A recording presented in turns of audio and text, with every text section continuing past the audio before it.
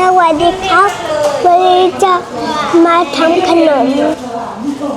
บานาน่ากันนะครับ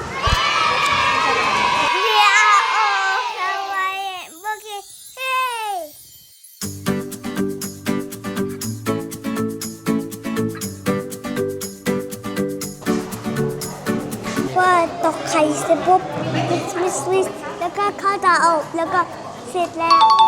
ไม่เด็กไข่ ส่วนในโบเล็ก2โบนะคะก็จะเป็นน้ำตาลทรายแล้วก็แป้งค่ะในห่อเล็กๆก็จะเป็นกล้วยหอมอบ กล้วยหอมได้เท่อ้าวไม่ได้ตัดเหรอ กล้วยหอมเอากล้วยผสมโชว์มันเป็นกล้วยหอมแล้วไอ้นี่มันเป็นกล้วยหอมแล้วเปรี้ยวเย่กล้วยหอมแล้วบัวลองชิมสิ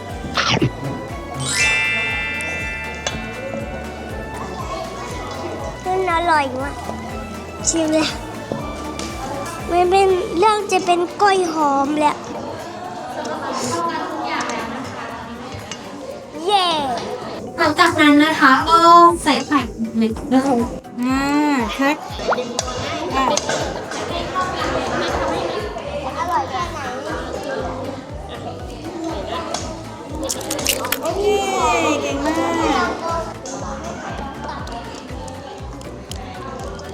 นี่ก็เป็นว้าวเย่ มาลุ้นกัน เล่ ร่วมกัน เป็นผู้มันเป็นกาแฟรสผู้ นี่ตรงนี้นะ เรียบร้อยแล้ว มันเหมือนอะไรปุ๊กอิน มันเหมือน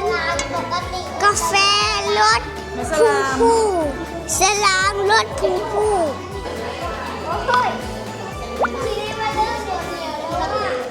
คุณกี้ใส่อะไรลงไป น้ำตา น้ำตา ล ลป่ะมันเหมือนสลามแล้วคราวนี้สลามเร็ว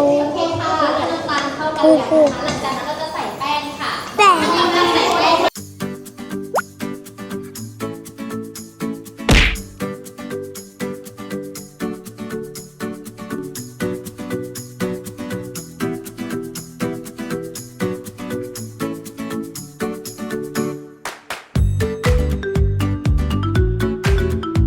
แล้วก็ปิ้ว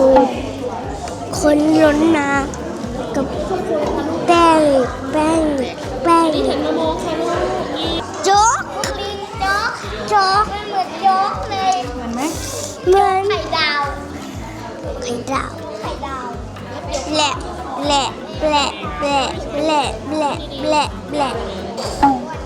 ไม่มีวัตถุดิบอะไรแล้ว จริงๆมันนั่ง โอ้ยมี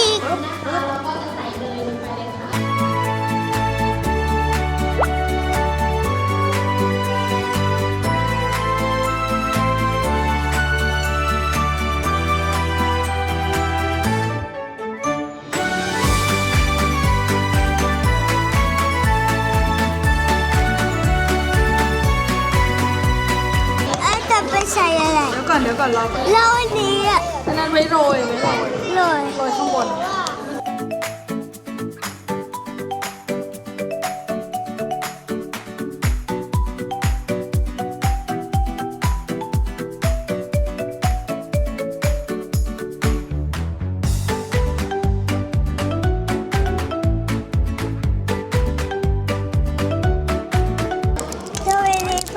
คุณจะเป็นทำเป็นมอนสเตอร์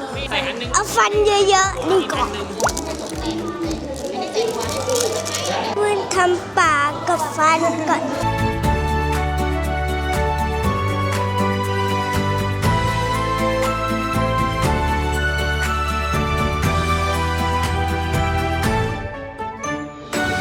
มีหนวดด้วย ฮ่าฮ่าไทยมีหนวดด้วยเนี่ยแต่นี่นะน่า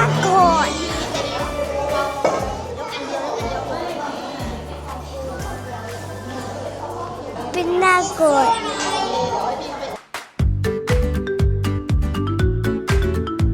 อันนี้โรยๆเลยได้ไหมโรย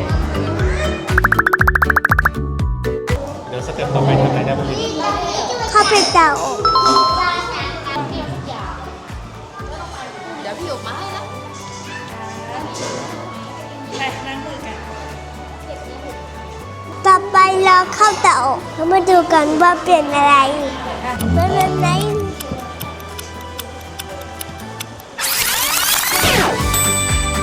ว้า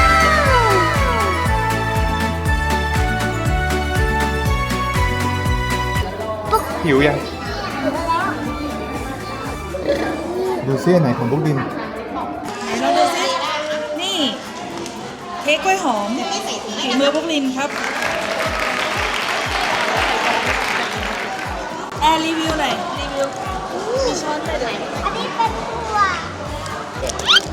นี่อันนี้แถมให้พ่อบุกลิน รีวิว รีวิว40 บาท 40 บาท 40 บาทนะ ขายของ อันนี้40 บาท อันนี้40 บาท อันนี้40 บาท อันนี้40 บาท อันนี้ก็40 บาท อันไหนให้ป๊าม้าไหนให้ป๊าป๊า อ่ะ ไหนให้พวกลิน อันนี้